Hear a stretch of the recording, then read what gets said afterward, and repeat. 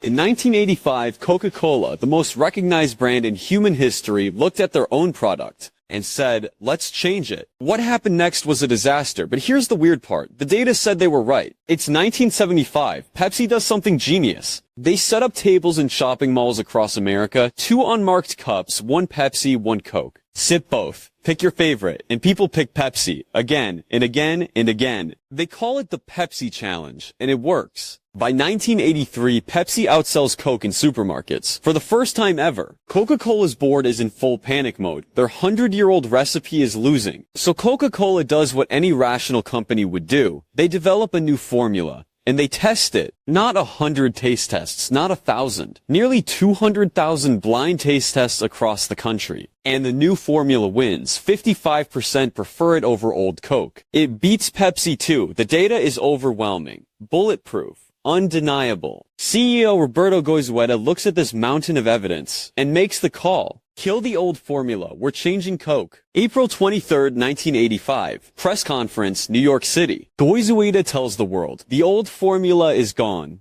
Replaced forever. He calls it, quote, the surest move the company has ever made.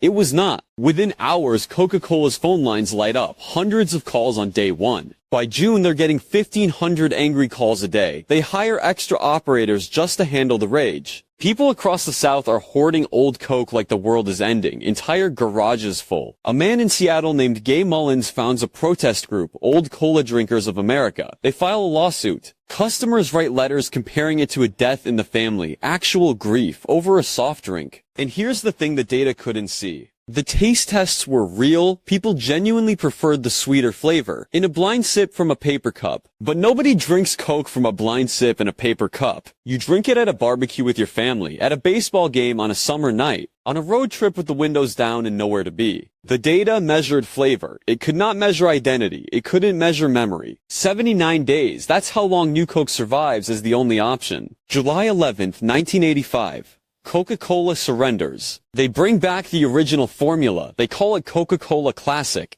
ABC News interrupts General Hospital to break the story about a soda. Senator David Pryor calls it, quote, a meaningful moment in United States history. On the Senate floor, about a soda. Within 6 months, Coca-Cola Classic is outselling Pepsi by a wider margin than before the whole mess started. Some conspiracy theorists insist the whole thing was a marketing stunt, a genius plan all along. It wasn't. No company is that stupid on purpose. Coca-Cola spent millions of dollars to learn something they could have figured out for free. People weren't drinking a flavor, they were drinking a feeling. Subscribe for more.